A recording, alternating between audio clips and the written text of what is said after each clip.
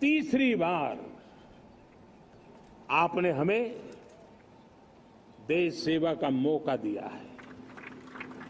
मेरे 140 करोड़ देशवासी, आपने जो आशीर्वाद दिए हैं, उस आशीर्वाद में मेरे लिए एक ही संदेश है, जन जन की सेवा, हर परिवार की सेवा, हर क्षेत्र की सेवा और सेवा भाव से समाज की शक्ति को साथ लेकर के विकास की नई ऊंचाइयों पर पहुंचना, 2047 विकसित भारत के सपने को लेकर के चलना, उसी एक संदेश को लेकर मैं आज लाल किले की प्राचीर से हमें आशीर्वाद देने के लिए मैं कोटि कोटि देशवासियों का सर झुका करके आभार व्यक्त करता हूं।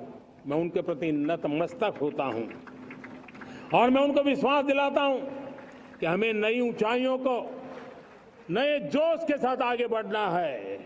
हमें सिर्फ जो हो गया है वो संतोष मान करके बैठने वाले हम लोग नहीं हैं, वो हमारे संस्कार में नहीं है।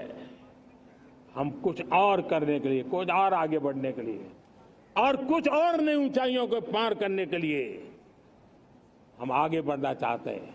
विकास को, समृद्धि को, सपनों को साकार करने को, संकल्प को लिए जीवन खपाने को हम अपना स्वभाव बनाना चाहते हैं, देशवासियों का स्वभाव बनाना चाहते हैं।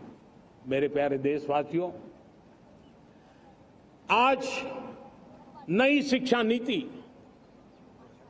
बहुत एक मात्रा में कई राज्यों ने उसको अच्छा इनिशिएटिव लिए हैं और उसके कारण आज एक 21वीं सदी के अनुरूप हमारी शिक्षा व्यवस्था को जो हम बल देना चाहते हैं और विकसित भारत के सपने के लिए जिस प्रकार से मानव समूह तैयार करना चाहते हैं, नई शिक्षा नीति बहुत बड़ी भूमिका अदा। मैं नहीं चाहता हूं कि मेरे देश के नौजवानों को अब विदेशों में पढ़ने के लिए मजबूर होना पड़े। मध्यम वर्गीय परिवार के लाखों करोड़ों रुपया बच्चों को विदेश पढ़ने के लिए भेजने में खर्च हो जाए। हम यहां ऐसी शिक्षा व्यवस्था का विकसित करना चाहते हैं कि मेरे देश के नौजवानों को विदेश जाना न पड़े, मेरे मध्यम वर्गीय परिवारों को लाखों करोड़ रुपया खर्च करना न पड़े। इतना ही नहीं, ऐसे संस्थान निर्माण हो ताकि विदेशों से लोग भारत के अंदर उनका मुंह मोड़े। अभी अभी हमने बिहार का हमारा गौरवप्रद इतिहास रहा है, नालंदा यूनिवर्सिटी का पुनर्निर्माण किया है।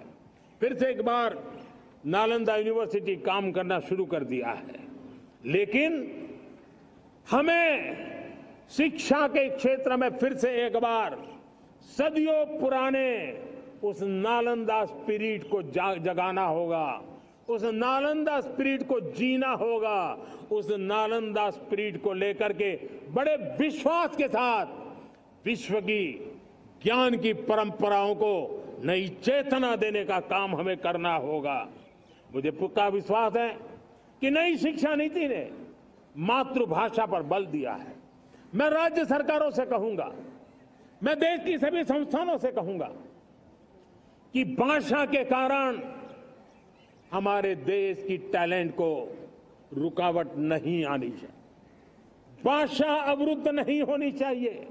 मातृभाषा का सामर्थ्य हमारे देश के छोटे छोटे गरीब से गरीब मां के बेटे को भी सपने पूरा करने का ताकत देता है और इसलिए हमने हमारी मातृभाषा में पढ़ाई, जीवन में मातृभाषा का स्थान, परिवार में मातृभाषा का स्थान, उसकी ओर हमें बल देना होगा।